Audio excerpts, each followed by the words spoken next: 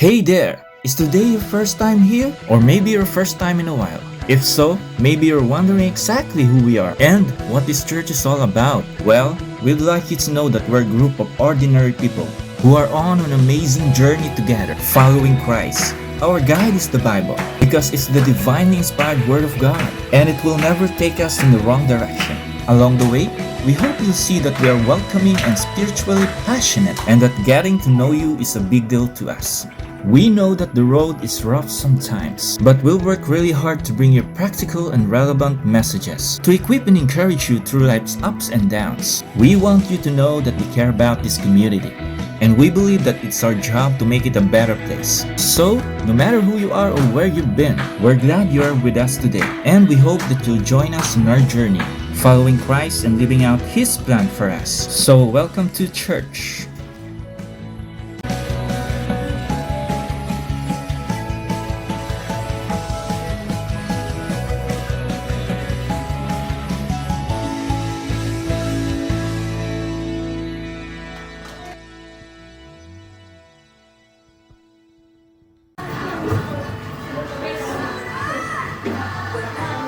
Magandang umaga po sa ating lahat.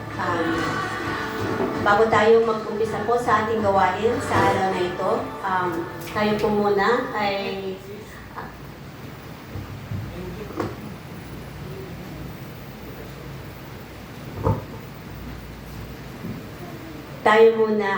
mag-umpisa sa ating monthly prayers. Ang una po nating ipag-pray ay for Israel at pangunahan po tayo ni Sister Lynette.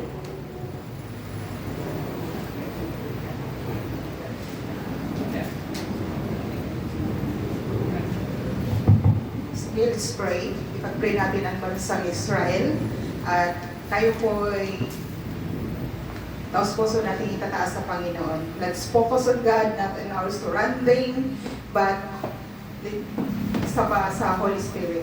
Let's pray. Father God in heaven, we thank you this morning, Lord God, that we gather in this place, Lord God, that, Lord, sa kalakasan na binigay mo po sa bawat isa sa amin, Lord, the strength, Lord God, panabagong hininga at pag-asa na nagmumula sa inyo, Lord. Kami po'y nandito ngayon, Panginoon, nagkakaisa, Panginoon, tinataas namin, Panginoon, ang bansang Israel ngayon, Panginoon. Nakikita mo po, Panginoon, na mayroon naman pong kaguluhan, O Lord God. Ever since, Lord God, this is the problem of this place, to Lord God.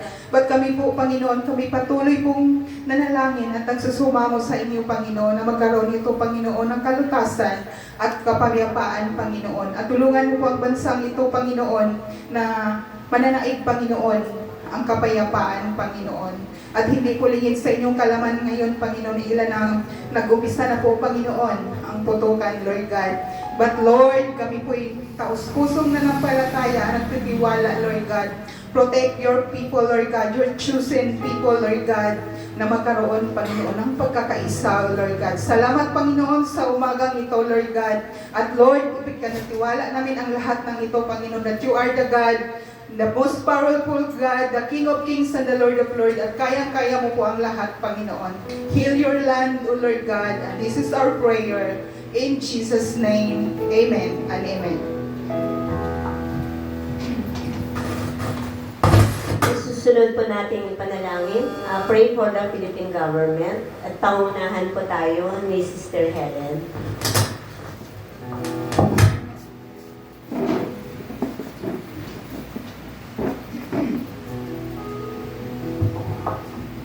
Morning po sa inyo lahat. Muli po tayo manalangin para po sa ating namumuno sa ating bansa ngayon. Lord, Father, Mighty and Heaven, tinas po namin ang mga opisyalis po sa aming pamahalaan sa aming bansa na naway. Pagpatuloy po nila ang magandang mga gawain. Tigilan po ang mga bangayan sa isa't isa. Ay magtulungan po sila upang maging matahimik na ating bansa, maunlad na pamumuhay. Lord, pinagpanalangin, hinihingi po namin sa inyo yung buong proteksyon at buong pagmamahal po sa amin at hindi niyo po kami pababayaan. Lalo na ngayon na mga opisyalis ngayon ay nagbabangayan sa isa't isa. Naway kapayapaan po ang kanilang hangarin at hindi po pang politikaan. Magtrabaho po sila ng maayos para po sa ikaunlan ng aming bayan po. Tinaas po namin ng aming panalangin po sa aming presidente, lahat po ng mga opisyalis sa gobyerno. Naway magtulungan po sila at pagkus ay magmamahalan. Pagkus ay hindi sila magbabangayan at magmamahalan at magtutulungan po sa kanilang pagtatrabaho para sa aming bansa po. Yun po ang aming panalangin sa pangalan ni Panginoong Jesucristo. Amen.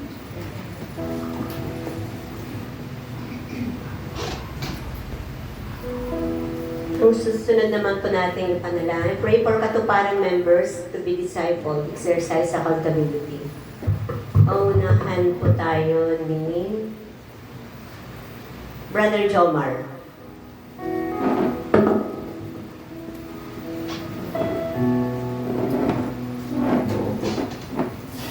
Sige po, pagpanalangin po natin ang bawat membro at mga taong na nauna po sa atin. Panginoon, salamat Panginoon o Diyos sa simbahang ito na yung tinayo, Panginoon. Naniwala po ako, Panginoon, na yung love, yung passion, Lord God, yung commitment, Lord God, ay nandito sa sentrong ito, Panginoon, at ikaw po, Panginoon, nagbibigay sa amin. Dalangin ko po, Panginoon, bawat membro, Lord God, nabigyan mo, Panginoon, ng kalakasan, Lord God, ng inspiration, ng puso, Panginoon, na maglingkod, Panginoon, sa inyo, Diyos. Ano bang estado, Panginoon, o issues, Lord God, na kinaharap ng bawat isa, Panginoon. Nawa, Panginoon, ang pag-iibig o Diyos ang siyang maging kasagutan sa bawat isa sa amin, Panginoon. Dalangin po, Panginoon, namin, Lord God, na magkaroon po kami ng heart, Lord God, to disciple, Lord God, other people, Lord God, that needs you, Lord God. I pray, Father God, na bigyan mo po kami, Panginoon, ng wisdom and knowledge, Lord God, and passion, Lord God, to spread your words, Lord. At dalangin po namin, Panginoon, sa mga leaders, Lord God, sa Lord na muna, Panginoon, ay bigyan mo po sila ng kalakasan, Panginoon. Kalakasan, Panginoon, para pagpursige, Panginoon, na kami, Lord, ilid, Panginoon, sa inyo, Diyos. Panginoon, pagpalain mo po ang bawat isa, Panginoon, bawat pamilya, Panginoon, sa simbahan ito, ang siksik-liglig at maapaw, Panginoon. I pray, Lord God, na experience ka pa namin, Panginoon. Ito pa kami, dala ng Panginoon sa mga ng Jesus. Amen.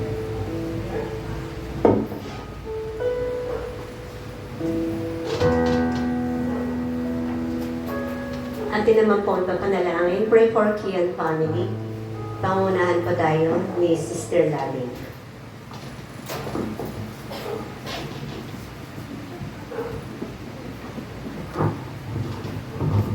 Hindi po tayo nanalangin. Lord God, salamat po, Panginoon, sa umaga nito, Diyos. Muli, Panginoon, binudulog namin sa inyo, Panginoon, ang Kian family, O God. Lord, hindi po madali ang naranasan nila ngayon, Panginoon, dahil Lord, gadalamhatig sila, Lord, yung lungkot, Panginoon, dahil nawala na, Panginoon, ang kanilang ilaw ng tahanan, Diyos. Lord, dalangin po sa pamilya ni Ninyang, Panginoon, na Lord, kahit wala na ang kanilang ina, Panginoon, patuloy sila, Panginoon, na lumapit sa inyo, ikilalanin ka pa, O Diyos. Lord, dahil yun ang tinalim ni Ninyang sa kanyang mga anak, Panginoon, na kahit, Lord, yung ibang mga anak niya ay hindi po, Lord God, talagang sumusunod sa kanya. Dalangin ko po sa mga oras na ito, Panginoon, na Lord, ay pagpatuloy nila, Panginoon, yung nasimula ng kanilang ina, O Diyos. Lord God, tinataas ko rin po, Panginoon, ang kanilang finances, Panginoon. Palagi po ang kanilang pangangailangan, O Diyos, mula sa lahat ng gastusin nila, Panginoon. Lord God, dalangin ko po, Panginoon, ng provision mo, God. Bigyan mo sila, Panginoon, ng sapat, Panginoon, na Lord, na resources, Panginoon, upang, Lord, mapagtagumpayan nila, Panginoon, ang lahat ng kanilang mga pangangailangan, O Diyos. Bigyan mo rin po sila ng katatagan, Panginoon. Lord, i-comfort mo ang kanilang buong pamilya, kanilang mga kamag-anak, Panginoon, maging kami man, O Diyos. Dahil, Lord, siya ay pamilya namin, Panginoon, kapatid namin siya sa pananampalataya, O Diyos. Kaya patuloy kang, Lord, maglagay sa amin ng lakas, Panginoon, na, Lord God, sa mga sandaling ito, Panginoon, na nandiroon yung kalungkutan, punuin mo rin po ng pag-ibig at kagalakan aming mga puso, Panginoon. Dahil, Lord, masaya kami, Panginoon, na nakabalik na siya sa inyo, Panginoon Diyos. At alam namin, O Diyos, na sasalubungin mo siya, Panginoon. At Lord, nakapagpahinga na siya sa kanyang karamdaman. Salamat po, Panginoon, sa mga sandaling ito. Ikaw po ang kumilos sa buong pamilya niya at maging dito sa Katuparan Church, Panginoon Diyos. Salamat po. Ito ang aming sakop dalangin sa pangalan niya, anak na si Jesus. Amen.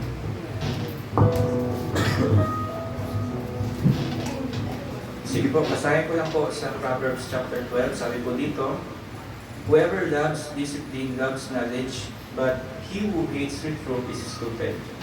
A good man will obtain favor from the Lord, but he will condemn a man who devises evil. A man will not be established by wickedness, but the root of the righteous will not be moved. An excellent wife is the crown of her husband, but she who shames him is like rottenness in his bones. The thoughts of the righteous are just, but the counsels of the wicked are deceitful. The words of the wicked lie in wait for blood, but the mouth of the upright will deliver them. The wicked are overthrown and are no more, but the house of the righteous will stand. A man will be praised according to his insight, but one who perseveres, mine will be despised. Better is he who is lightly esteemed and as a servant than he who honors himself and lacks bread. A righteous man has regard for the life of his animal, but even the compassion of the wicked is cruel. He who tills his land will have plenty of bread, but he who pursues worthless things lacks sense. The wicked man desires the booty of evil men, but the root of the righteous yields fruit. An evil man is snared by the transgression of his deeds, but the righteous will escape from trouble. A man will be satisfied with good by the fruits of his words, and the deeds of a man's hand will return to him. The way of a fool is right in his own eyes, but a wise man is he who listens to counsel. A fool's anger is known at once, but a prudent man conceals dishonor. He who speaks truth tells what is right, but a false witness deceit.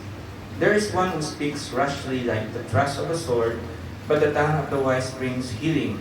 Truthful lips will be established forever, but a lying tongue is only for a moment. Deceit is in the heart of those who devise evil, but counselors of peace have joy. No harm befalls the righteous, but the wicked are filled with trouble. Lying lips are abomination of the Lord, but those who deal faithfully are his delight. A prudent man conceals knowledge, but the heart of fools proclaims folly. The hand of the diligent will rule, but the slack hand will be put to forced labor. Anxiety in a man's heart weighs it down, but a good word makes it glad. The righteous is a guide to his neighbor, but the way of the wicked leads them astray. A lazy man does not roast his prey, but the precious possession of a man is their diligence. In the way of the righteous is life, and in its pathway there is no death. Ito po ang salita ng Panginoon. Salamat po sa Diyos.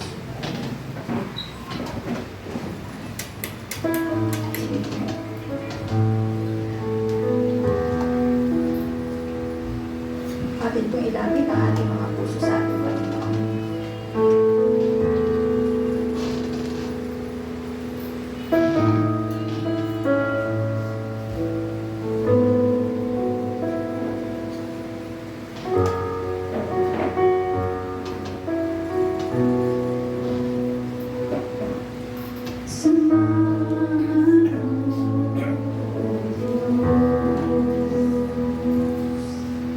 Muna ka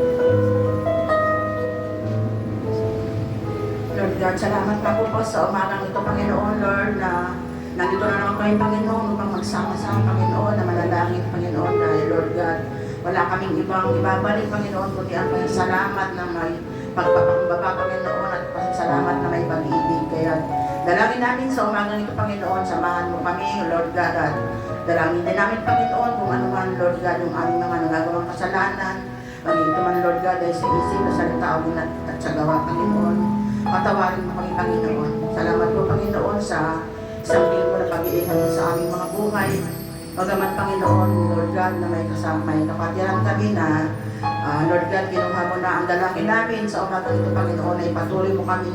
Samahan, Panginoon, yakapin at manahan ka sa aming mga buhay, Panginoon. Dalangin din namin, Lord God, ang magdadalangin mensahe sa umagang ito. Ang aming Pastor Diego, Panginoon, patuloy mo ako siyang ingatan, Lord God. Alam namin na, Lord, kadating niya galing ng Bulacan, Panginoon. Ang mga sa biyahe, Panginoon, Lord God, ang kanyang kalusugan, ang unang number 1 namin panalangin sa kanyang buhay, Panginoon. Upang, Lord God, lagi mo siyang magamit sa iyong ubasan, Panginoon. Dalangin din namin, Lord God, ang aming Pastora Nina, Panginoon, ang aming Pastora Asin, Panginoon.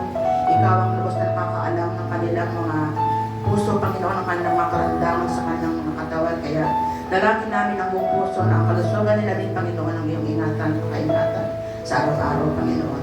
Lord God, ang mga kapatiran din namin ng mga wala pa, Panginoon.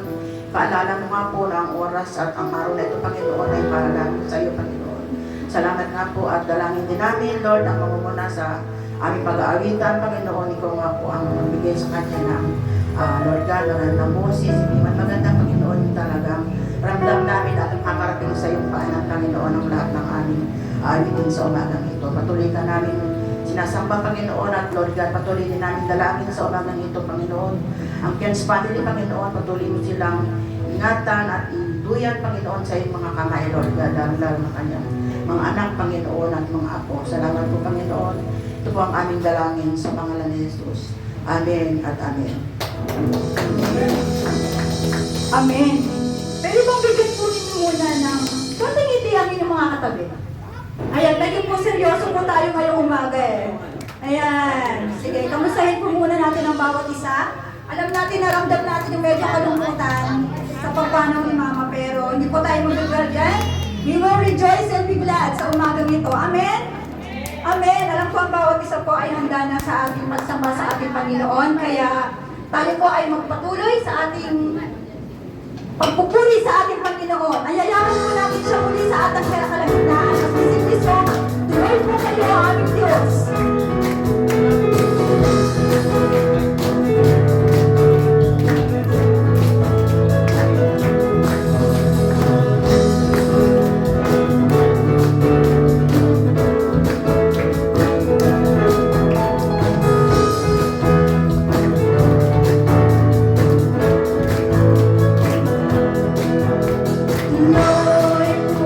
Lord,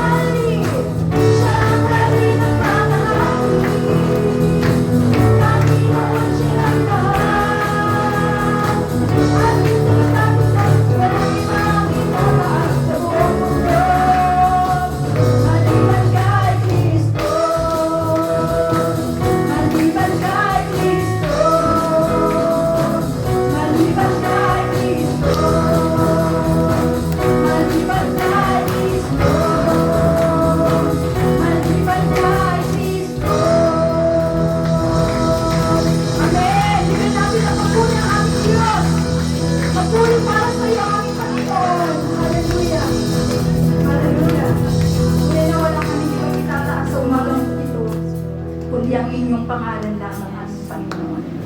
Kaya hayaan mo, paunlakan kami na ikaw ay papurihan, ikaw ay aming awitan, sapagkat tunay o Diyos na ikaw ay dakila, ikaw ay tapat, sapat ka sa bawat isa sa aming Panginoon. Kaya binabalik namin sa iyo ang lahat, Panginoon, ng aming pagsamba, ng aming pasasalamat, dahil naging mabuti ka, Panginoon, sa aming mga buhay.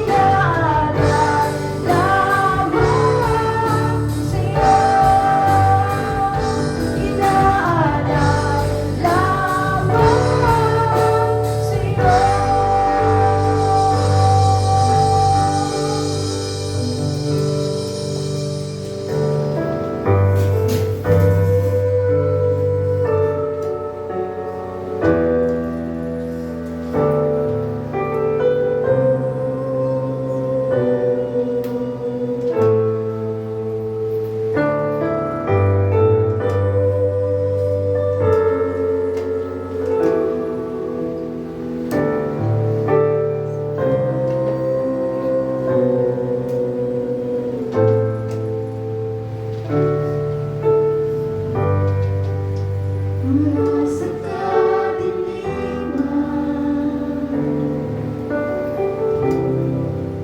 ako'y inilig mo.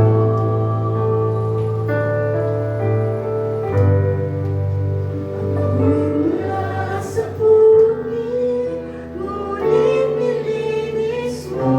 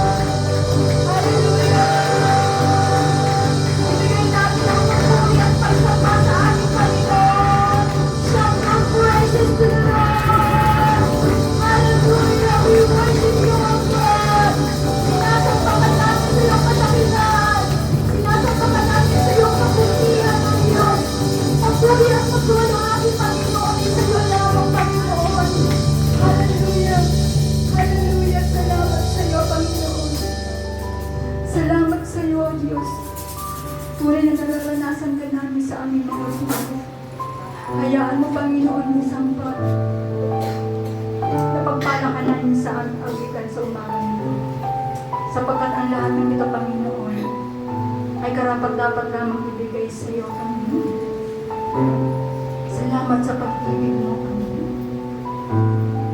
Salamat sa iyo, aming Diyos. Walang hanggang pasasalamat. Walang hanggang papuri at pagdakila sa pangalan mo, Panginoon. Habang nararanasan ka namin, Panginoon, patuloy kami magpupuri sa pangalan mo, Panginoon.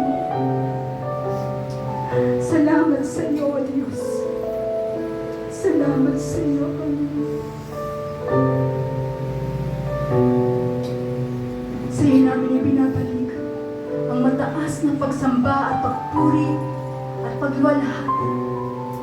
Sa iyo lamang aming Panginoon Jesus. Purihin ka, takilain ka, O Diyos. Hallelujah. Amen. In the spirit and the presence of God.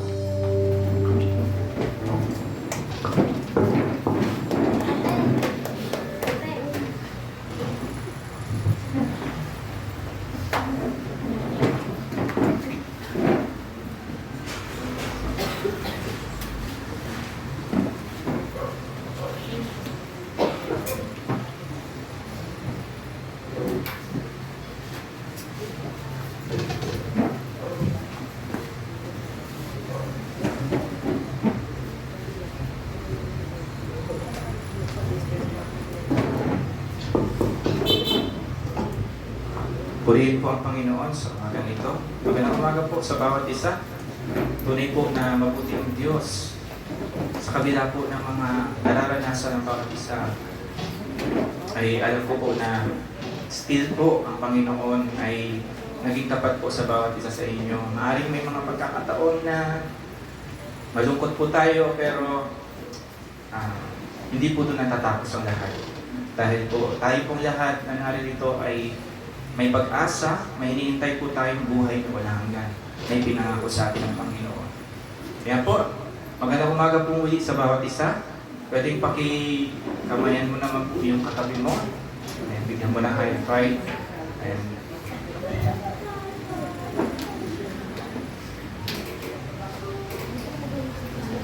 Ayan po, tunay po na mabuti ang Diyos at patuloy po natin pinag-uusapan yung tema po natin sa buong taon is empowered to move.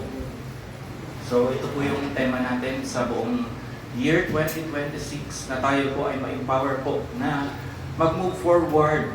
Ano man yung mga nakikita nating balakid sa ating mga dinadaanan, ay tayo po ay empowered by the Lord na lumakad po tayo ng dire-diretso para po ito sa kapurihan ng ating Panginoon. So ang series po natin this month ay Living a Fully Surrendered Life. Ayun po. Tayo po ba ay binigay na po ba natin talaga sa Panginoon? May surrender na po ba ang ating mga buhay sa Panginoon?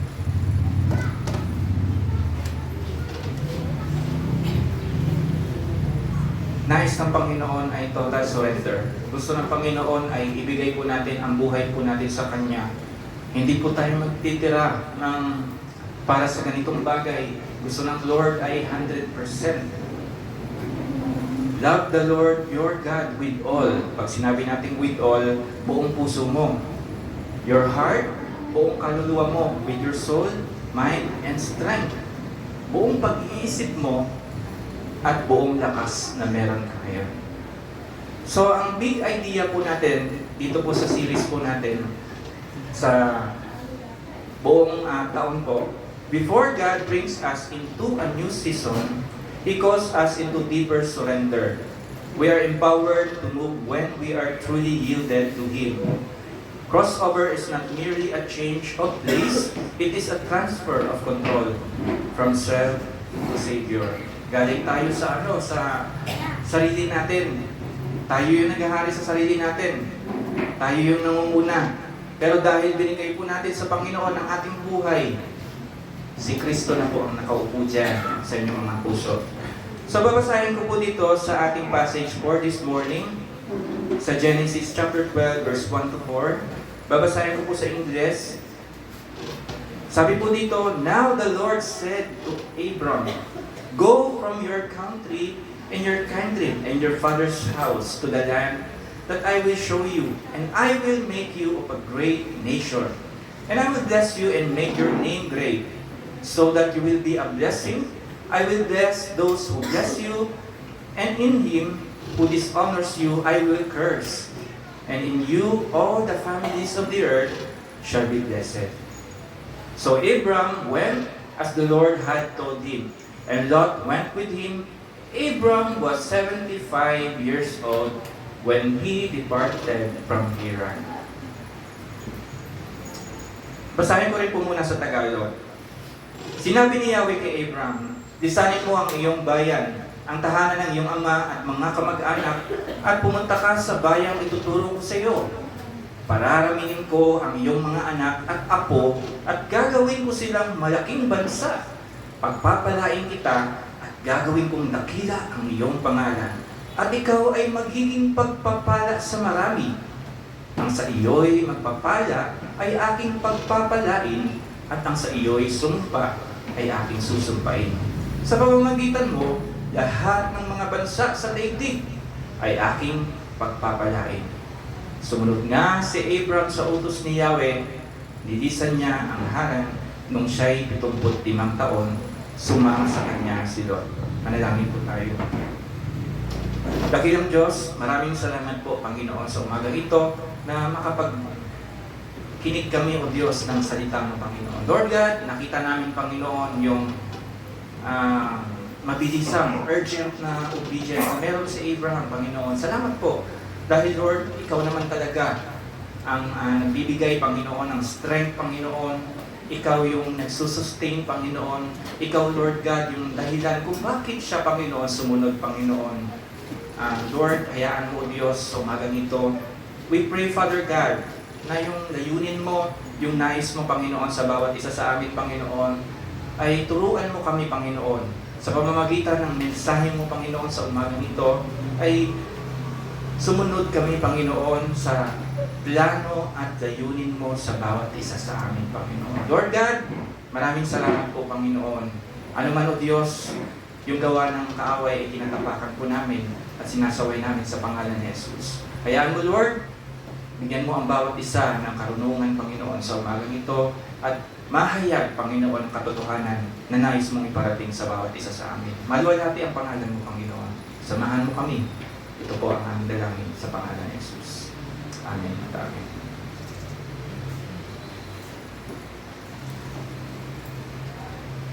Mapapansin po natin, everything else that follows po dito sa Genesis chapter 12 na binasa po natin, throughout the Old Testament po, hanggang sa pagdating po ni Jesus sa New Testament, ay talagang nakita po natin that yung biyaya, yung pag-flow po ng great divine blessing ng promise po kay Abraham ay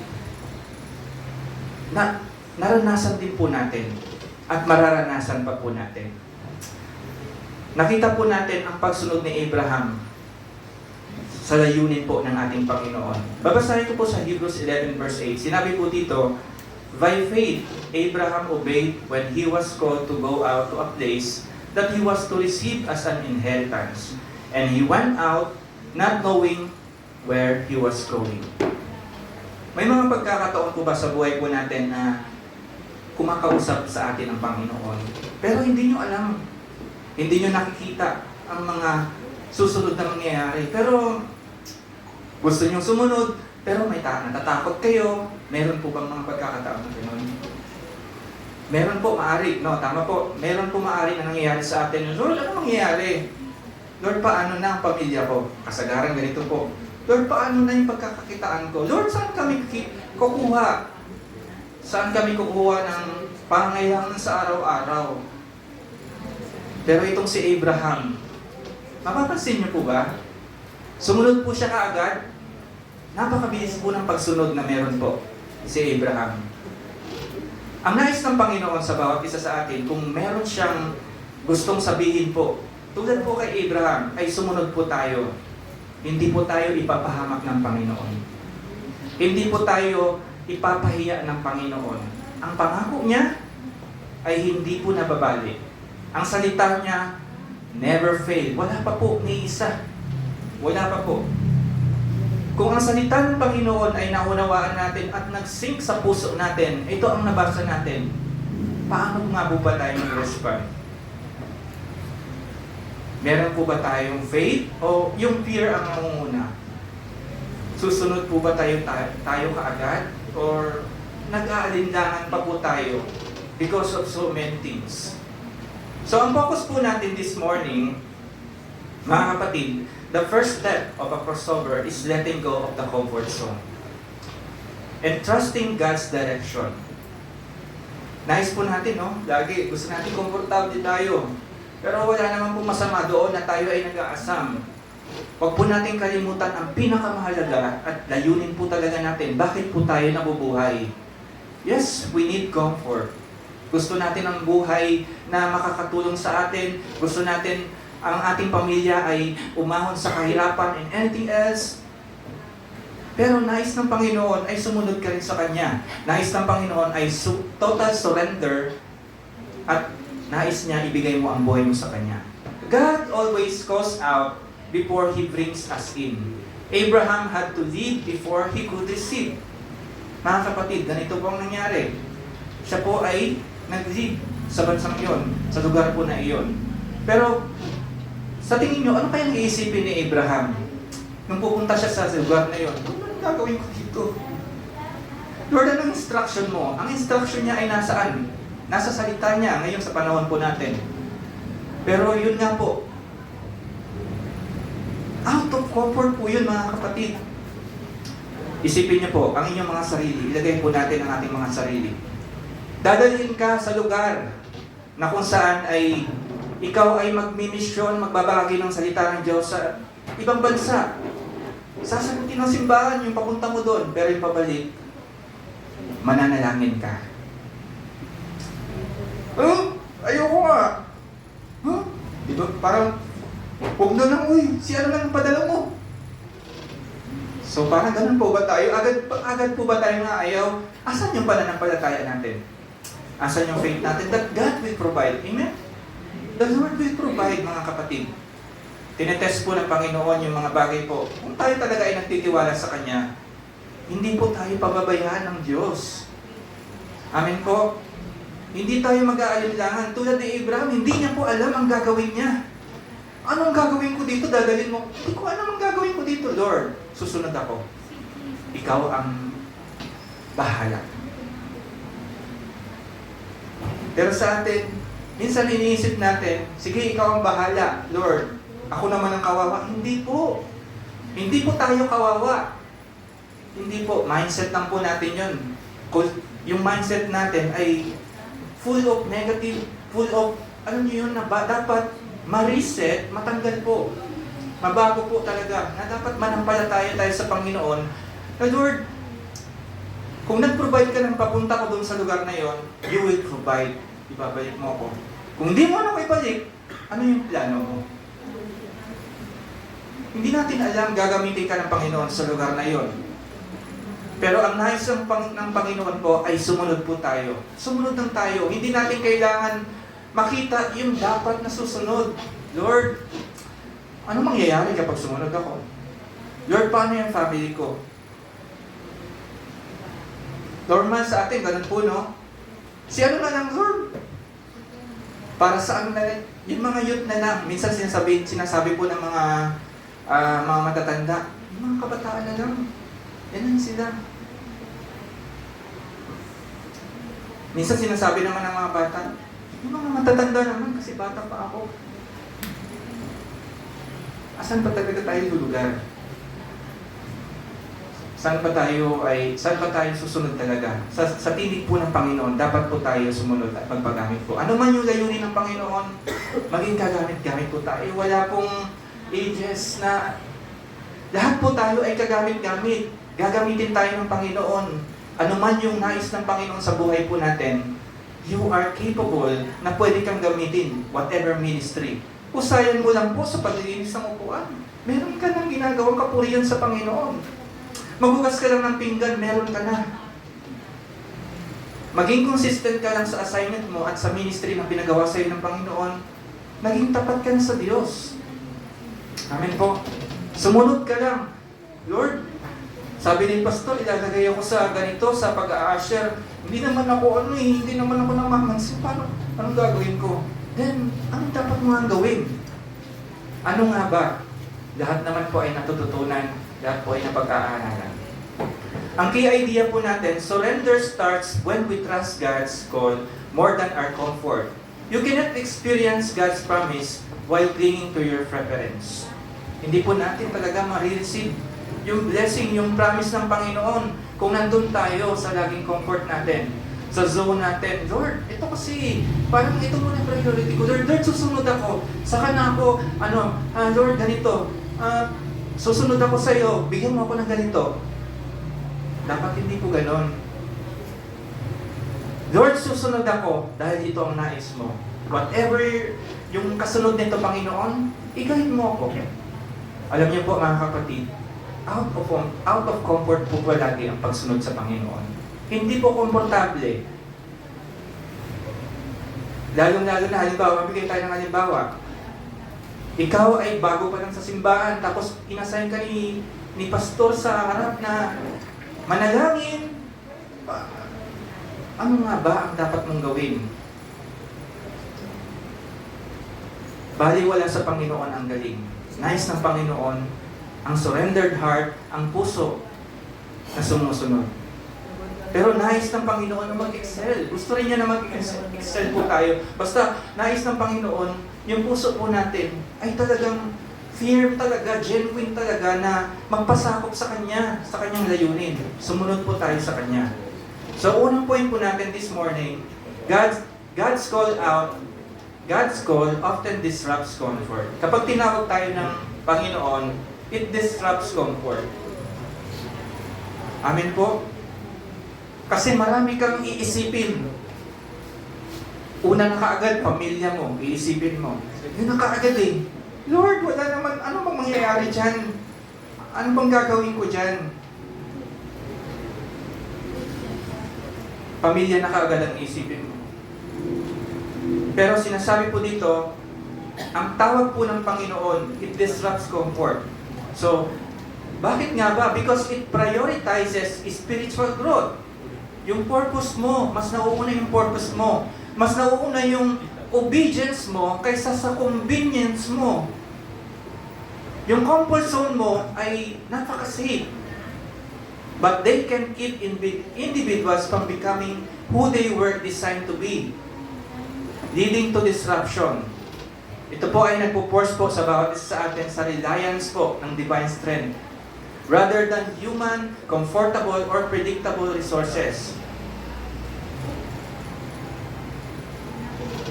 Maigi po na maunawaan po natin na dapat priority po natin una, yung purpose po natin over convenience. Malinaw po ba sa atin na dapat yun po yung una nating pinaka-priority, yung purpose mo talaga. Bakit ka nga ba nabubuhay? Purpose over convenience. Ang Panginoong Diyos po, He is more concerned with our purpose than our comfort. Tandaan po natin ito, mga kapatid. Yung purpose mo sa Kanyang, kaya ka nabubuhay dahil yung purpose mo ay mas mahalaga kaysa sa comfort mo. Sineshape po ng Panginoon yung stability to push us into a higher calling, acting as a divine disturbance para po ma-redirect po natin ang ating mga patungo po sa kalooban ng Diyos. There is also a call to growth. When you are uncomfortable, it is often a sign of spiritual growth, stretching your faith to greater things. Hindi naman po kasi talaga komportable ang pananampalataya. Hindi po komportable. Ang pagsunod sa Panginoon ay hindi po komportable. I-stretch nito para mag-grow ka talaga spiritually. The cost of following God is not designed to be comfortable.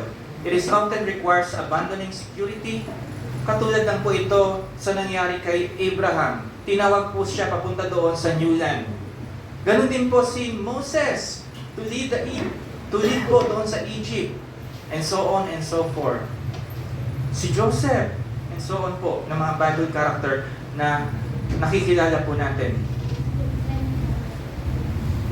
Hindi po dinisenyo ang pagsunod na maging komportable po tayo. Sumunod tayo sa Panginoon, not because para maging komportable ang buhay natin, hindi po. Out of comfort po yun, mga kapatid. Discomfort as a tool.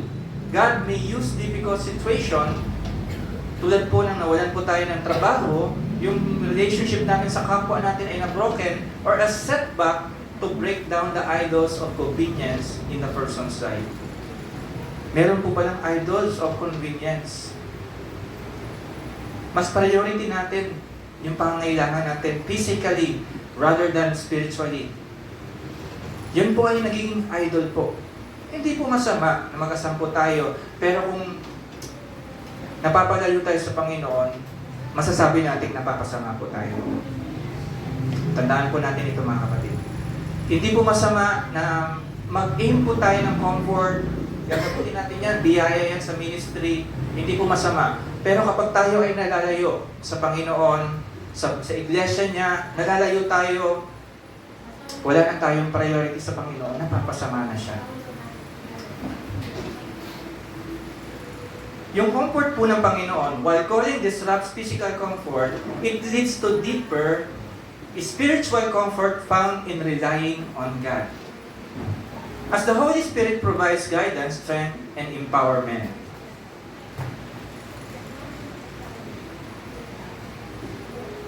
Ultimately, the call to take up your cross daily, doon po yun sa Luke 9:23, means the obedience is really comfortable, yet it is necessary for fulfilling one's destiny.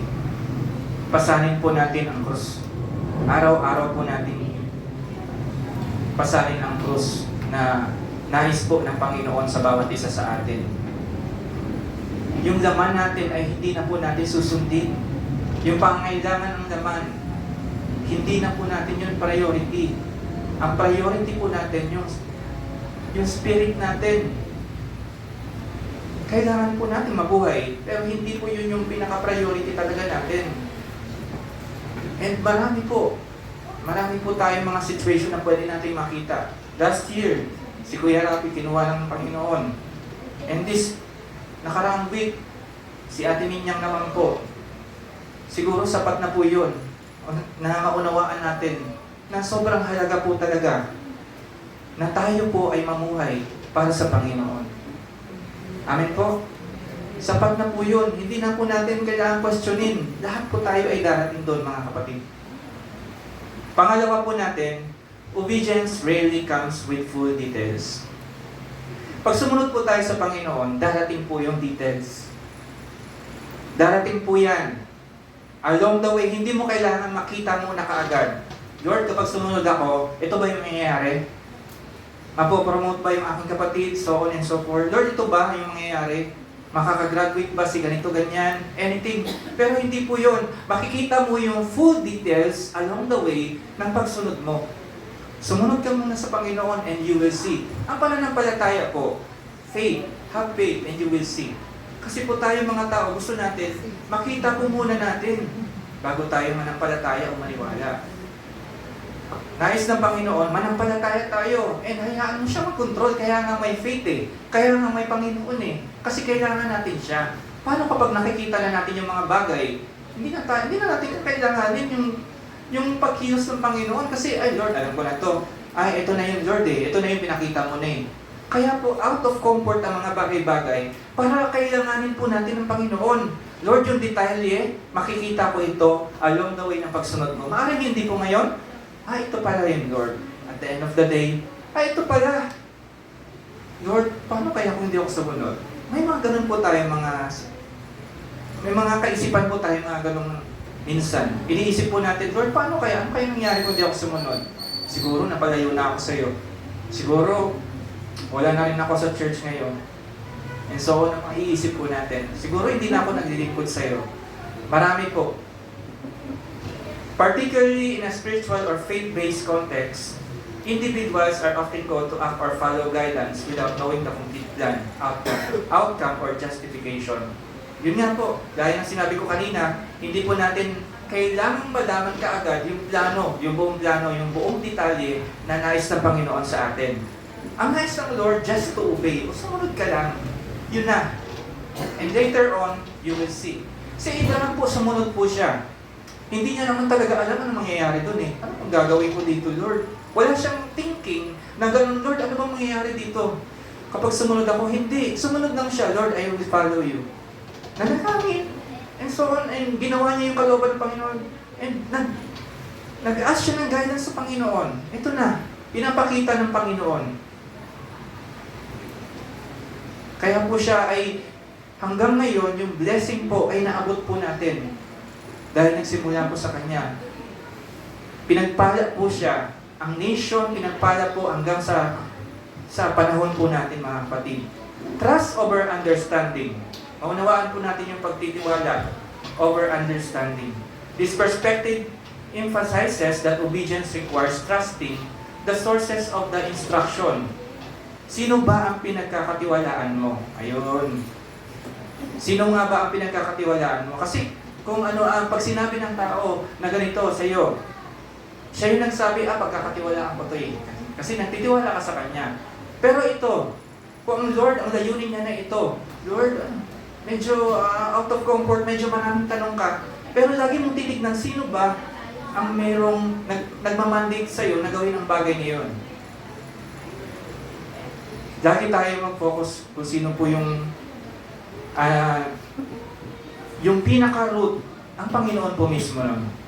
Faith in action. It is often described as a step of faith where one moves forward despite uncertainty, with clarity often arriving only after the action is taken. Makikita po natin, magiging clear po sa atin kapag sumunod na tayo sa Panginoon. Ngayon, kapag meron pong pinapagawa ang bawat isa sa atin sa Panginoon, at maaaring hindi pa po kayo nagre-respond, hindi niyo po makikita ang details.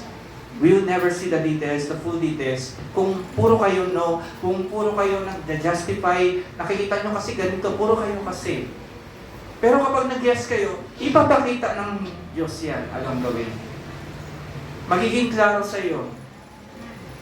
Growth and protection. While difficult or inconvenient, this type of obedience is viewed as a form of protection or path to personal transformation rather than mere control.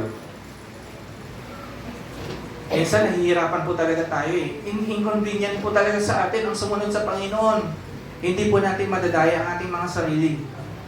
Inconvenient talaga. Ang daming masasagasaan. Tama po ba? Sa ngayon, maraming masasagasaan kapag hindi ka sumunod talaga sa Panginoon. Marami kang nakikita. Kahit sumunod ka, marami ka na makikita. Yung mindset kasi natin, ito na agad nakikita natin eh. Pero ang nais ng Panginoon ay sumunod lang po talaga tayo. Malinaw po yun. Marami pong mga halimbawa po dito tulad po ng ating pinag-uusapan po na yon, si Abraham. Siya po ay talagang he left without knowing his destination. Tulad rin po ni Noah, sumunod lang siya sa Panginoon who built the ark before the rain. Hindi niya naman talaga alam ang nangyayari. Hindi niya naman alam na gumagawa siya ng bangka sa taas ng bundok, sumunod na siya sa Panginoon. Napaka naman po nun, no? Sumunod ka sa Panginoon, gagawa ka ng bangko. Pero ang ginawa niya, ng arko gumawa siya. Anong ginawa? Sumunod lang po siya. Hindi niya po alam. Alam niya bang tataas hanggang tataas yung tubig? Hindi niya po alam yun, mga kapatid. Sumunod lang po siya. At marami pa po na sumunod sa Panginoon at talagang nakita po natin yung pagkilos. Si Jonah, merong naisip ni Lord kay Jonah, pero ibang way ang pinuntahan niya. Anong ginawa ng Lord? Nangyayari po ba yun sa atin? Nagiging Jonah po ba tayo? Hindi naman literal na pag naging Jonah ka, kakainin ka rin ng isda. Hindi po. Maraming ipapadala ang Diyos ng any circumstances sa buhay niyo. Maraming karamdaman, pwede. Anything po na pwedeng, Lord, pinapalo mo na siguro ako. Lord, ito na siguro yung ginagawa mo para mas bumalik ako. Ayan na. Pinapalo ka ng Lord kasi mahal ka niya. Tulad ni Jonah, pinalo siya. Hindi na siya pinalo, kinain pa ng isda.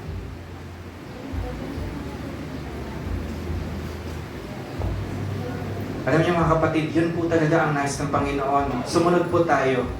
Kasi marami pa po sa mga Biblia. Sila Peter, sila James, habang sila ay nangingisda sila. Ang instruction ng Panginoon, follow me. Ano ba, alam ba ni Peter na diretso lang, follow lang. Alam niya ba, Lord, anong gagawin ko? Guro, anong gagawin ko? Wala. Diretso lang. Pero ano yung nangyari sa kanila? Yung full details, pinakita ng Diyos along the way. Tama po? Yung sinabi ng Lord, nangingisda si Peter, ilagay mo yung lambat mo dyan. Lord, buong araw, buong gabi na kami dito. Naglalambat o ng isda. Pero sige, dahil sinabi mo, gagawin ko. Nung nilagay niya, nagulat na siya. Minsan sumusunod tayo, nagrereklamo muna tayo eh. Sige, susunod ako, Lord. Tapos, ayun na. Ikaw din, at the end of the day, para ka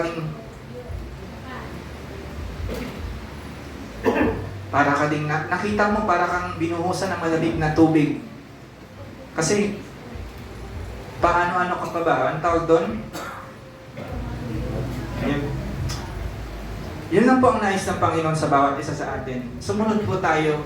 Hindi po natin kailangan sanayin yung mga bagay na, Lord, ang tagal-tagal ko nang ginagawa dito, mga ganyan, kahit ano po na ginagawa po natin. Sumunod lang, hindi mo kailangan malaman ang full details. Sunod ka lang sa Panginoon. Ultimately po, ang mga viewpoint na ito holds the waiting for all the details can be a form of disobedience. And the true obedience involves acting immediately, even when the path is not clear. Immediately po, susunod ka kaagad. Hindi mo na kailangan mag-murmur. Hindi mo na kailangan, ang tagal-tagal ko nang ginagawa ito eh. Ayan, magiging si Pedro ka pa. Buong araw na kami nangingisda dito. Parang ganun lang, hindi na. Sunod ka lang. Sunod lang, yun lang. Hindi na kailangan Yung mga Bible character, malinaw naman po eh. Wala naman po silang ginawa. Sila sumunod lang. Nakita po tayo at marami pa pong mga Bible character. And si Pablo po, talagang ginamit po siya, persecutor po siya ng mga Christians. And nakita po natin, from Saul, ay naging Pablo at talagang siya po ay talagang naghahayag ng salita ng Panginoon. Ito na, ginamit.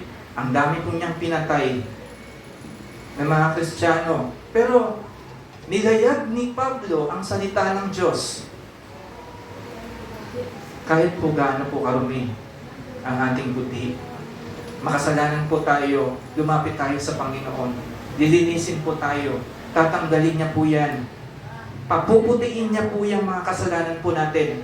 At ready po dapat tayo magpagamit sa Panginoon. Hindi po natin dapat nakikita yung mga limitation na meron tayo. Ito lang, Lord, ang kaya kong gawin, hindi. Sa mga bagay po na hindi po natin maunawaan o hindi natin kayang gawin, let's ask the guidance of God. Lord, let your will. Ikaw ang kumontrol sa akin, hindi ko kaya ang mga bagay na ito. Siya ang magkokontrol sa iyo. Your tongue, the way you speak, siya magkokontrol niyan. Kung medyo nahihiya kang pumunta lagi sa harap, mahihain ka, si Lord na yung magkokontrol sa iyo. Ask guidance. Hanggang sa ikaw ay gamitin talaga ng Panginoon. Pag-husayin ka ng Panginoon. Huwag mong kakalimutan na kahit mahusay ka na, lagi mong i-ask ang guidance sa Panginoon. Siya pa rin talaga. Lord, I am nothing without you. Lagi mong tatandaan po ito. Walang-wala ka kahit gaano kahusay at pinaghusay ka ng Panginoon, ay hindi mo mapagtatagumpayan ang mga gawain o nais niya sa buhay mo. Pangatlo po natin point is, surrender begins where clarity ends. Again po, ang surrender po ay nagsisimula kapag yung clarity po ay natapos na. Surrender begins where clarity ends. Ito po ay focus on letting go of the need. Doon po sa control when faced sa mga uncertainty, sa mga confusion, sa mga overwhelming na mga circumstances. Ito po ay nagsisignify ng shift from trying to force outcomes papunta doon sa pagtitiwala mo sa Panginoon into a higher power na, Lord, ikaw ang may control ng lahat. Lord, sa iyo lahat, magtitiwala kami sa iyo, Panginoon, dahil ikaw naman talaga. Ikaw naman ang source ng lahat. Pag nag-surrender po tayo sa Panginoon, makikita po talaga natin yung layunin ng Diyos sa buhay po natin. Nagsisimula po yun. Nagsisimula po maging klaro. Nagsisimula maging klaro po ang pananampalataya natin sa Panginoon. Naalala ko po si Ate Minya, kahit po siya ay talagang may karamdaman, kita ko yung kagustuhan niya maglingkod. Despite of na siya ay naoperahan, gusto niya magsimba. Gusto niya talagang magpagamit pa rin sa Panginoon. And ang buhay niya ay naging testimony po, maari po sa bawat isa sa atin. Tama po ba? Punta ka lang sa burol niya. Uy, nagdagsaan, ang dami. Hindi na kasya sa loob. Doon pa lang po, testimony na po kaagad yun. Hindi mo na kailangan alamin. Yun na kaagad yung resulta. Yung pagpunta sa lugar na iyon is a testimony sa buhay ni Ate Ninyang na siya po ay naging tapat sa Panginoon. That as testimony po. Isinuko niya po ang buhay niya sa Panginoon at nakita po natin yung lahat. Amin po. And marami pa pong mga kapatid po natin o sa mga Biblia po ang sinurrender talaga ang buhay nila sa Panginoon. Without knowing doon sa klarong nais ng Panginoon, they just obey. Kasi naunawaan nila ang gospel. Ito ang gospel. Ito ang kapangyarihan ng salita ng Diyos. Yung promise ng Lord. Sabi ni Joshua sa salita niya, hindi pa na-fulfill kahit isa. Wala pa. Meron po ba kayong pinangangawakan ng salita ng Diyos? It will never fail. Hindi po yan mag-prevail. Kung ano ang pangako ng Diyos, mga kapatid, hindi po yan mag-prevail. Panghawakan po natin yan. Hindi po nagsisinungaling ang salita ng Diyos. We have to work out. Kailangan nating manampalataya na ito. Lord, magtitiwala ako sa iyo. Lord, i-exercise mo yung aking paghihintay. Naghihintay ako sa plano mo. Minsan nais ng Lord, wait muna, saglit. Saglit, wait ka muna. Stay put ka muna. Hindi mo kailangang mag-step ka agad ng dapat nandun ka na kaagad. Hindi po kaagad. Minsan sarado. Lord, sarado. Pinipilit natin ang saradong pinto. Binubuksan pa rin natin. Sarado na nga. Matigas ang ulo natin. Si John sarado na eh. Sarado na yung dinadaanan niya. Kaya na pinipilit niya ang sarili niya. Pero pinapabalik siya ng Panginoon doon sa layunin ng Panginoon, sa disenyo ng Panginoon sa buhay niya. And ganun din po sa ating mga kapatid. Nais ng Panginoon na sumunod po tayo, isurrender po natin ang ating buhay. Ano nga ba ang definition ng surrender? It is not a sign of weakness. Kapag surrender ka sa Panginoon, hindi ka mahina, kapatid. Hindi. Hindi po ito sign na nag-give up ka na. Lord, sige Lord, surrender na ako. Tapos give up mo na yung pangarap mo. Hindi. Hindi po ganun. Lahat tayo ay may pangarap. Gusto natin mangarap, mas malaki pa. Dahil malaki ang Diyos natin. Amen po?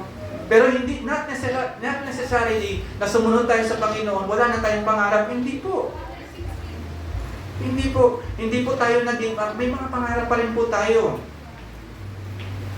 Siyempre gusto natin magamit rin po tayo ng Panginoon. Maging kagamit-gamit tayo, maging isang blessing po tayo. Tulad ni Abraham na naging isang blessing na kung saan ay na-adapt po natin. Hindi po ito kahinaan, mga kapatid. But rather a conscious active choice to resist the illusion of control and trust the process. Pagtitiwalaan po natin ang Panginoon. It is moving from head-led to spirit-led to spirit-led. Head-led to spirit-led. Nais ng Panginoon ay talagang mag-surrender po ang bawat isa sa atin. Again po, hindi po ito weakness. Hindi po ito nag-give up ka na. Lord, pinagkatiwala ko na siya sa iyo. Lord, pinagkatiwala ko na sa iyo yung nais mo. Lord, yung anak ko, hindi ko naman sila talaga makontrol. Pinagkatiwala ko na po siya sa iyo. Dinedicate nyo na sa Panginoon. May mga dedication pong nangyayari. Pinagkatiwala nyo na ang anak nyo na one day that person ay maglilingkod sa Panginoon. Meron siyang gabay. Meron siyang binigyan siya ng blessing. Ano po ba yung role ng clarity? When you cannot see the path forward, understand the why behind situation, or control the outcome, that is when surrender becomes necessary. Yun po ang role ng clarity po. Maunawaan po natin at makita po natin yung paglakad po natin, yung forward po natin sa Panginoon. From confusion to peace. Marami po sa atin, ganito, confused tayo. Wala tayo, talagang aligaga tayo. Wala tayong kapayapaan. Kasi nga nandun tayo, mas pinili natin mag-confuse. Mas pinili natin na nasa boat tayo. Katulad ng mga disciples ni Jesus, nasa boat yung mga disciples na napili nilang maaligaga. Pero hindi nila nakita na kasama na nila ang Panginoon. Kasama na nila ang kapayapaan, yung prinsipe ng kapayapaan. Hindi nila nakita na yung naglalakad sa tubig, ay yun na yung kapayapaan. Na siya mismo ang kapayapaan. Si Lord po, marami po siyang pagkakataon na kung saan natulog po siya sa mga panahon na bumabagyo. Nandun ang mga disciples niya, pinapakita lang ni Jesus na ito na ako, kasama niyo na ako. What I'm trying to say po mga kapatid, kasama po natin ang Panginoon. Bakit pa nga po tayo makukonfuse, maaligaga? Meron po tayong Holy Spirit, kasama po natin. Nagbibigay lang po ako ng halimbawa na yung katulad ng mga disciples, ganun din po tayo. Kasama natin ang Diyos. Hindi po tayo magkukulang. Hindi po tayo pagkukulangin ng Diyos. Pinagkulang po ba tayo ng Diyos? Hindi po tayo pinagkulang ng Panginoon. Surrender is described as finding peace in the middle of storm, not because the storm has passed, but because you have stopped fighting the wind. Kasi nilalabanan mo eh. Nilalabanan mo. I-surrender mo sa Panginoon, kapatid. Hindi lahat kailangang labanan, hindi lahat kailangang gasuhin. May mga bagay na kailangan mong tuhurin. Manalangin ka sa Panginoon. It is transition from resisting reality to accepting it, which often brings inner peace and eventually a deeper, truer form of clarity. Let's take a look po sa spiritual po at saka sa personal growth. In spiritual context, this is seen as surrendering to the divine will. Talagang surrender talaga, total surrender sa divine po, na kalooban po ng ating Panginoon. May mga question po dito na naka-flash po niyan sa screen. Ito po yung mga application question po natin. What comfort zone is God confronting?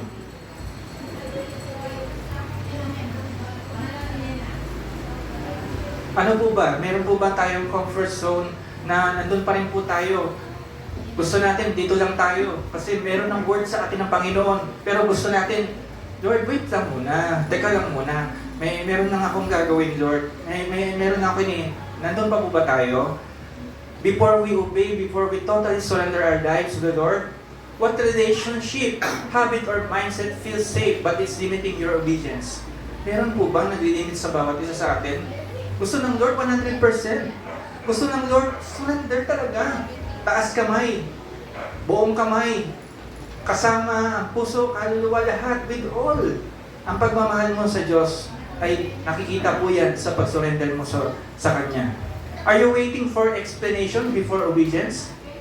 Minsan ba nakikita po natin, Lord, gusto ko muna makita yung full details na ipapagkita mo sa akin. Lord, ito kasi yung gusto mo. Sabi mo sa Proverbs 3:5-6, trust in the Lord with all your heart and lean not on your own understanding. In all your ways acknowledge Him and He will make your path straight. Yun ang nais ng Panginoon, magtiwala ka lang. Pero Lord, pag magtitiwala po ako, ano kasunod? Meron po bang ganun tayo? Minsan, Lord, ano kasunod? Gusto mo muna ng explanation? Or nag-ask tayo sa ating mga day group leader, kapag sumunod ba ako? Kapag kinuha ko ba itong, halimbawa, nag-apply ka ng trabaho, may Sunday, for the meantime lang muna. Kasi, kailangan ko talaga. Kailangan mo ba ng explanation? Nag-ask ka ba ng guidance? Ang Diyos po ay mayaman. Mayaman po ang Diyos. Ilalagay ka maaari sa test, of obedience? Sige, itest kita. Sino pa ba ang mga itinest ng Panginoon? Si Job, itinest siya. Sabi ni Satan, kaya ka lang naman pinagpapalan yan eh. Kasi meron yan. Napakayaman po ni Job. Libo-libo sa damakmak. Ang dami niya po mga ari-arian po. Meron po siyang asyenda kung tatawagin. Pero sabi ni Satan, kaya lang naman yan nagpupuri sa iyo kasi meron yan eh. Tanggalin mo, Lord. Tanggalin mo sa kanyang lahat. Pero ang ginawa ni Job, sumunod pa rin siya. Hindi pa rin kontento si Satan. Nagkaroon pa siya ng skin disease.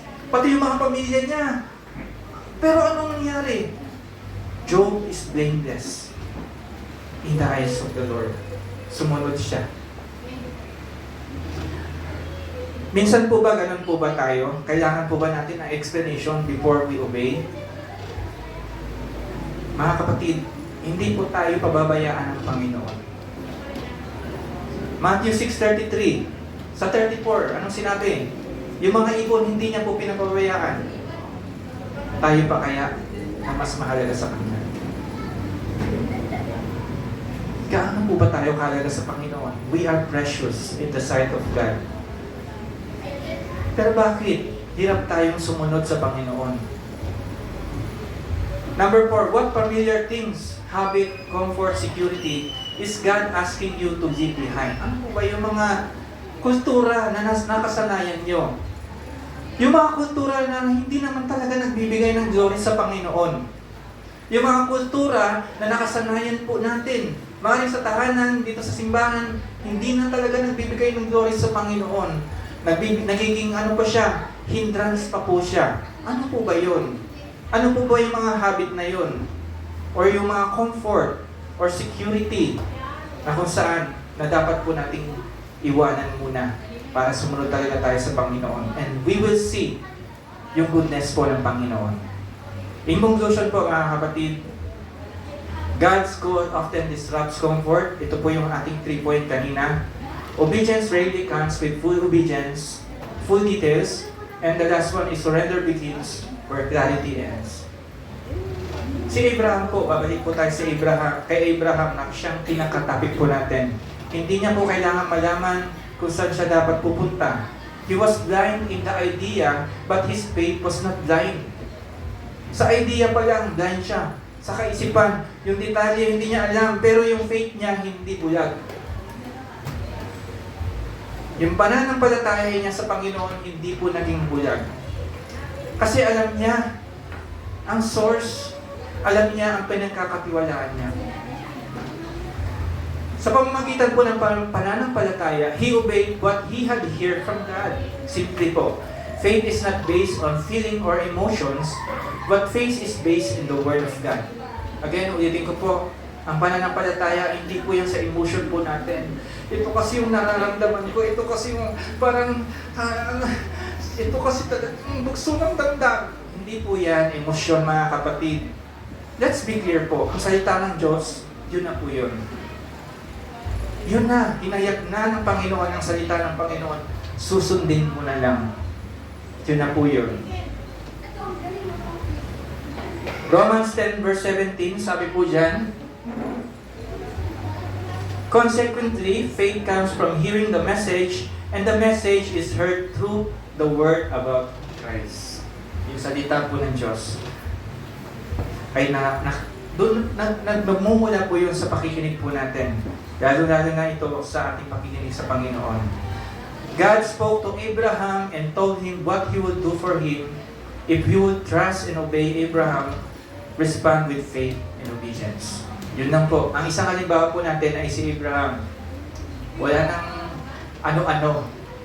Wala nang patumpik-tumpik. Sumunod na kaagad. Wala nang tanong-tanong. Lord, wala na. Yes, Lord. I will obey. I will follow. Mga kapatid, our life here on earth ay napaka-easy lang po. Gamitin po natin sa paglilingkod natin sa Panginoon. Gamitin po natin sa pagsunod natin sa Panginoon. Kung may message po ang Panginoon sa inyo, right now or sa mga nauna pa po in the past, sumunod po tayo sa Panginoon. Hindi po kayo mabibigo. Hindi po kayo mapapahiya sa Panginoon. Sabay-sabay po natin basahin yung declaration, mga kapatid. In 1, 2, 3, go. For the last time po, basahin po natin ulit. 1, 2, 3, go. Okay po. Mamanata po tayo sa Panginoon na pagkatiwalaan po natin yung tinig niya. Yung salita ng Panginoon, yun nga po talaga eh. Magbabasa tayo ng Word of God, yun na yun. Yun na yung tinig ng Diyos. Yung salita niya mismo.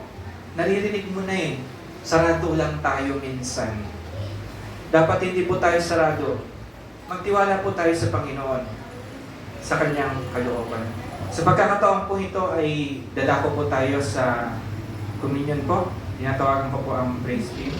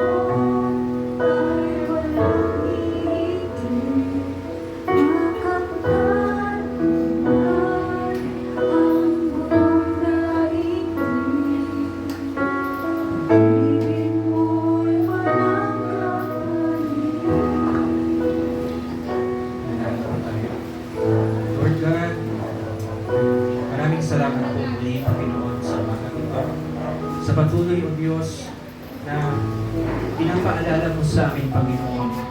2,000 years ago, Panginoon, Ikaw po ay nagkatawang tao. Bumaba ka, Panginoon, sa kalangitan, O Diyos, ng katawang tao. Ginawa, Panginoon, yung mga bagay na kalooban ng Diyos Ama. Lord God, sumunod ka, Panginoon, sa source.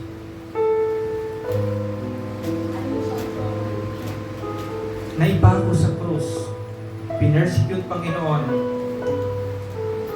Salamat po, Panginoon, sa buhay na inahain mo, Panginoon, sa bawat isa sa amin, Panginoon, para ma-receive namin, Panginoon, ang eternal life. Lord God, this time, patuloy namin itong isineselebrate how good you are, Panginoon. Kung gaano ka naging tapat, Panginoon. Sapagkat, Lord, hindi po natapos doon, Panginoon. After ng 3 araw, Panginoon, nabuhay kang muli. And Lord, it reminds us, Panginoon, as a follower of you, Lord God, bilang mga Kristiyano, Panginoon, na Lord, yung mga ginagawa namin dito, Panginoon, for your glory and honor, O Diyos, ay hindi po mawawalang bisa, Panginoon. Kaya Lord God, everything what we did, Panginoon, under the sun that glorifies your name, Panginoon, ay isang kaaya-aya, Panginoon, sa inyo. And salamat po, Panginoon. Hayaan niyo, Panginoon, sa umagang ito, Panginoon, we take part, Panginoon, ang bread, Panginoon. Sabi po sa salita ng Panginoon, sapagkat ito ang turo na tinanggap ko mula sa Panginoon at ibinigay ko naman sa inyo.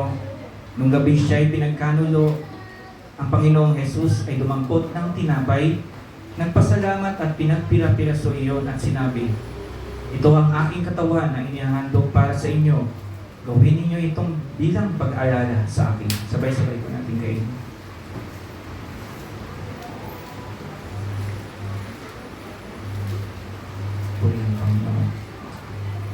Matapos maghapunan, dumampot din siya ng kopa at sinabi, ang kopang ito ang bagong tipan na pinagtitibay ng aking dugo. Tuwing iinumin ninyo ito, gawin ninyo bilang pag-alala sa akin, sapagkat tuwing kakain kayo ng tinapay na ito at iinom sa kopang ito, ipinapahayag ninyo ang kamatayan ng Panginoong hanggang sa kanyang muling pagparito. Sabay-sabay po natin inom. Mag-alay po tayo ng panalangin at papuri sa Panginoon.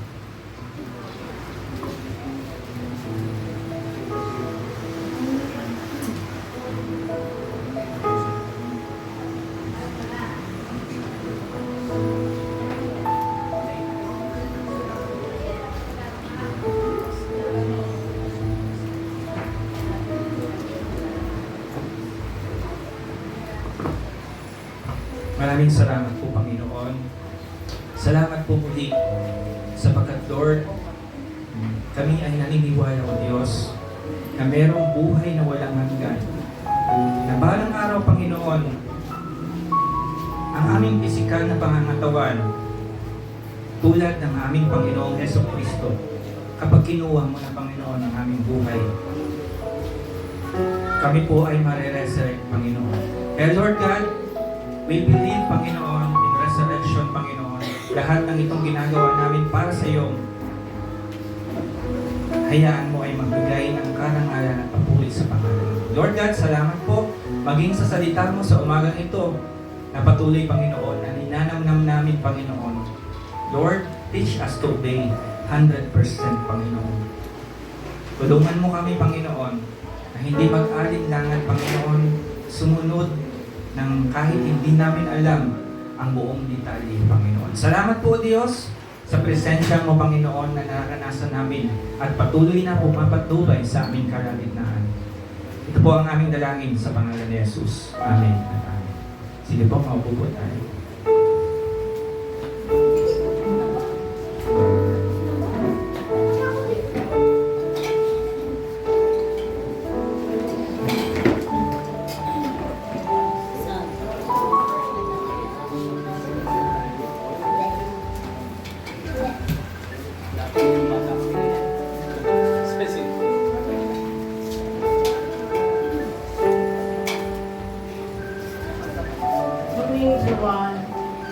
Ako po tayo sa pagbibigan.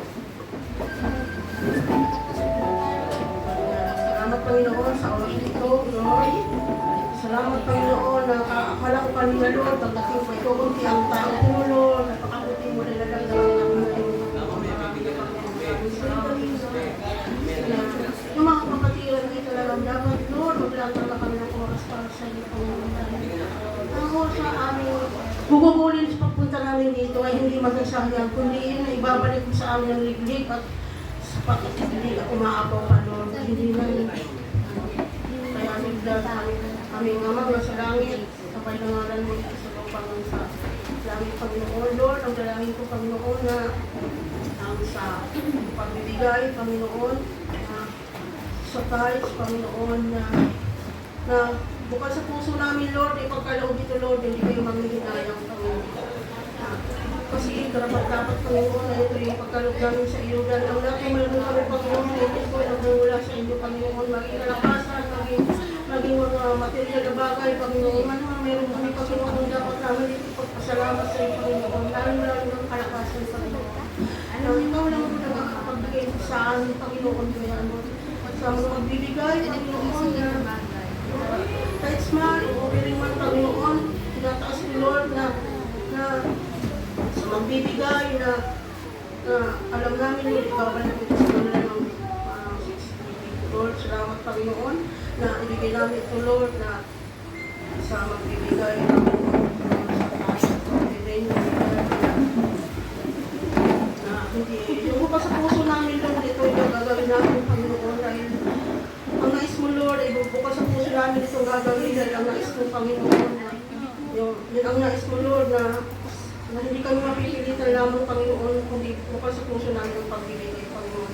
Sa mga magbibigay, Panginoon, pagpalain mo sila, Panginoon, bigyan mo siya ng kalakasan na gumula sa iyo, Panginoon, sa wala pang mga trabaho, Panginoon, ikaw rin ang magkalim sa kanila, Panginoon, idapin mo kanilang mga paalod sa kung saan ang lugar siya makakasama, Panginoon. Walang imposible sa iyo, Lord, na ito kami umasa, Panginoon. Sa hindi pa makakapagbigay, kayo ang magpala sa kanya at paalaala mo, Panginoon, na ikaw lang kung ano meron kami na kumula sa iyo, kaya dapat kami. Maraming salamat sa araw ito, mga pumanalangin, tayo pangalan ng mga masito sa Jesus name.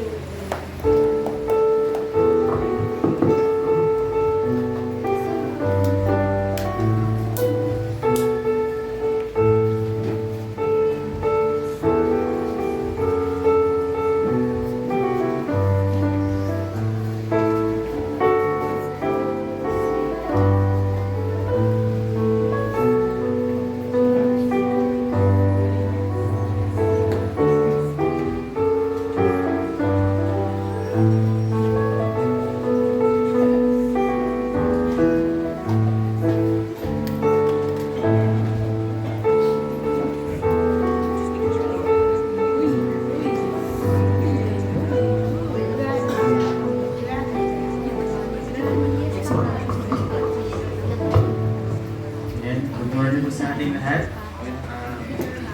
Sa announcement po, talaga pong napakikli ng buhay po natin. Tsaka yung ating kapatid sa pananampalataya ay wala na po. Kasi Sister Minyan. Inaanyayahan ko po kayo na umalo sa funeral service po mamaya 7:30 PM. Tsaka po bukas, hanggang bukas po. Tapos yung sa living po 7:30 AM sa Heritage Park. Ayan.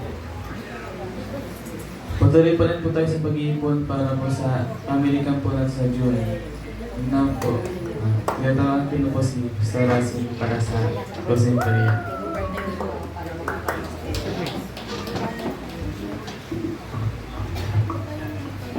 Ayan, sige po. Mamayang gabi po ang ikalawang gabi ng service po kay Mama Minyan. And last night po bukas at Tuesday ng umaga ang libing. So kung kayo po ay available, magsama-sama po tayo na makiramay sa kanila sa ganitong pagkakataon. Sige po, tayo lahat ay tumayo. Tayo po'y magbukas sa panalangin. Aming Panginoon, salamat nga po ngayong umaga na kami, Panginoon, ay muli mong pinalalahanan upang sa pagsunod namin, Panginoon, ay maibigay namin, Panginoon, yung talagang pagsunod, Panginoon. Minsan, O Diyos, totoo naman, kami mga nagtatanong, Kailangan pa namin ng maraming explanation, Panginoon, upang kami ay sumunod. Minsan pa nga, Panginoon, ano ba yung makukuha namin? Ano ba yung blessing na makukuha ko kapag ako ay sumunod? May mga pagkakataon, Panginoon, na nagtatanong kami. Subalit, Panginoon, salamat po sa muling pagpapaalala na ikaw ang unang naging modelo namin sa pagsunod, Panginoon. Kaya turuan mo kami, turuan mo ang aming mga puso, Panginoon, na sumunod na mayroong pananampalataya sa iyo. Kaya, O Diyos, ngayong umaga, salamat po aming Ama. Lord, samahan mo kami muli sa buong linggo na aming tatahakin. Sa buong linggo, Panginoon, na puno na naman ng pag-asa, Panginoon. Puno ng pag-ibig na nagmumula sa iyo, aming Diyos. Purihin ka po, Panginoon, sa pangalan ni Jesus. Amen at Amen. Magkita-kita po tayo mamayang gabi.